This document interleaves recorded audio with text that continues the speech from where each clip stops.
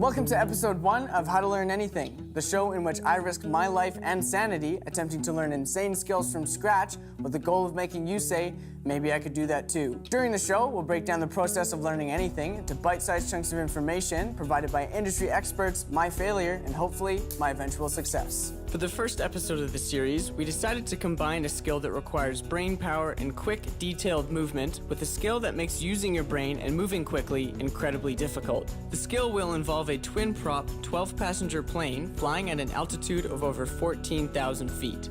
It will also involve myself being strapped to a large Australian man and being flung with this man out of said plane. While I'm strapped to this man, moving towards Earth at roughly 220 kilometers per hour, I'll be attempting to complete one of the world's classic handheld puzzle games before the chute is released. From the day that I start learning to the day that I jump, I'll have exactly 37 days to go from never having solved a cube before to solving it in under 60 seconds. Hold on tight and let's start learning. This is how to solve a Rubik's Cube while skydiving.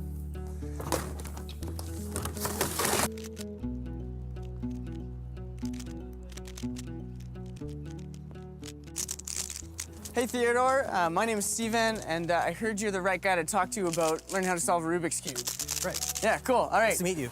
So where do you start? There are a lot of YouTube tutorials that are very good. Okay. It's something you can actually do in a day. One common misconception is that it's very hard to solve, very hard to learn, but that's really not the case. Okay. How far of a reach is it to be able to solve a Rubik's Cube in under 60 seconds? Like, would you say Not that at all. The average person, I think the average person could do it. Really? Okay. Like, how long do you think it would take for a guy to go from never solving a Rubik's Cube before to solving one in 60 seconds? Give me hours. How many hours? 10, 20? Okay. Just...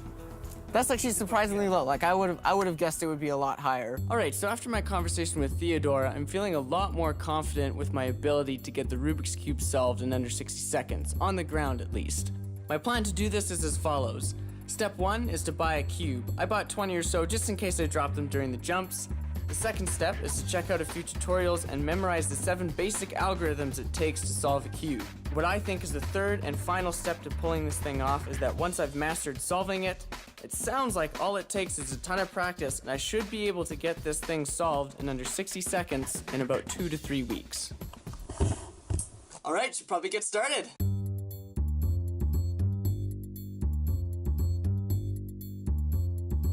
I have absolutely no idea how the first person to solve this figured it out. This is ridiculous. I can't even figure out one side. That used to be there. What? It took me about an hour to wrap my head around how the cube works initially, and then another 20 minutes or so to figure out the first step. After that, it took 3 days of practicing consistently a few hours a day before I was able to solve the cube without a tutorial. Yes! Yes! Now that I can solve the cube by memory, it's time to move on to the hard part, learning how to solve it in under 60 seconds.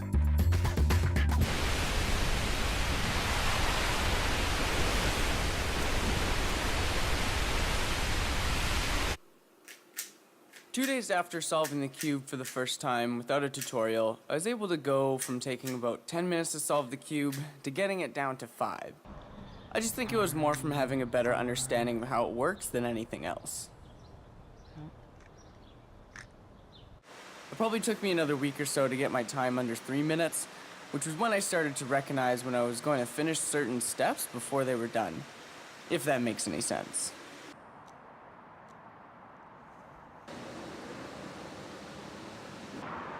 I was improving fairly quickly and was feeling great about that fact, so I decided to take a break.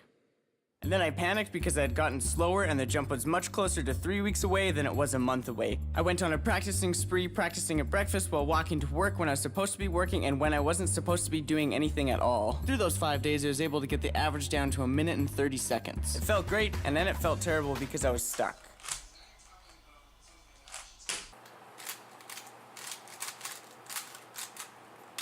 It seemed like no matter what I did or learned, I would not improve. And then I remember Theodore saying, make sure to practice deliberately with the intent to improve and not just to go faster, or something like that. I took his wisdom to heart and focused on the steps that I was bad at rather than just trying to improve as a whole. And bam, a few days later, 47 hours and 27 days after learning how to solve a Rubik's Cube, I was able to solve it in under 60 seconds consistently.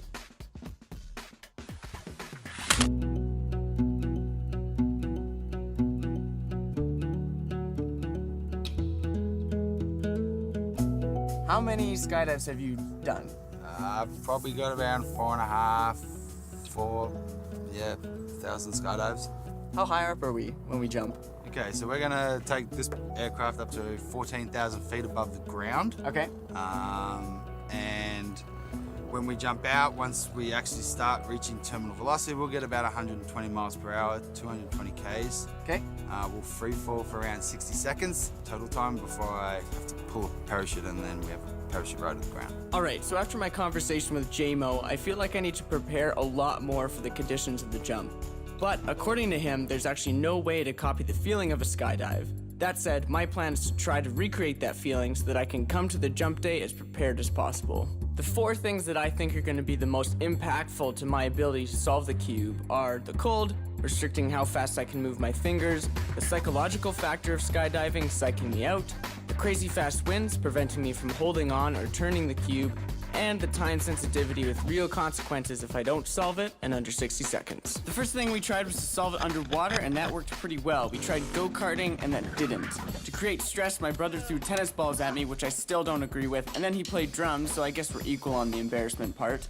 Then we tried to solve it on stage at a metal show, which I failed at. I practiced in front of a fan that I don't think was nearly powerful enough. Put my hands in ice water for the cold, and then my other brother sprayed me with water because I didn't get it in time. Got it!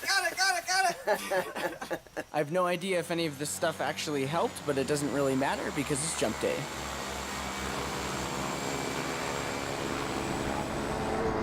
So nervous!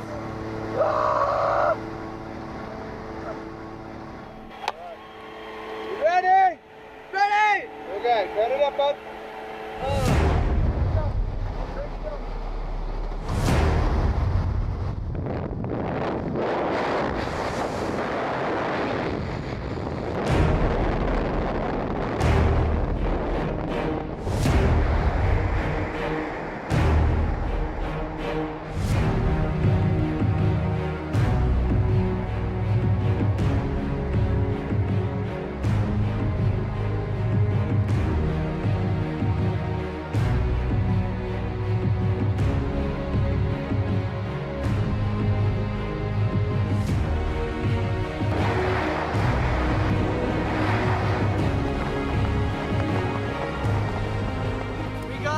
We got pretty much the first 2 layers finished.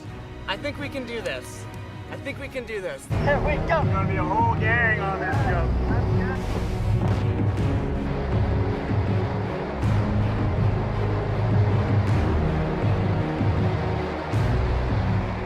Today is the second day and the 3rd jump.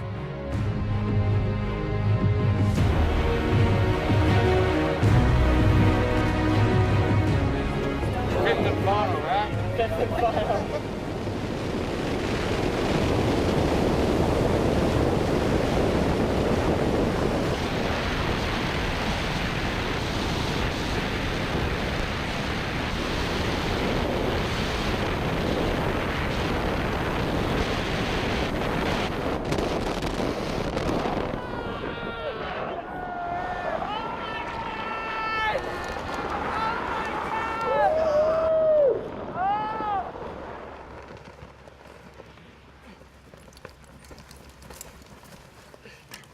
And that's how you solve a Rubik's Cube while skydiving.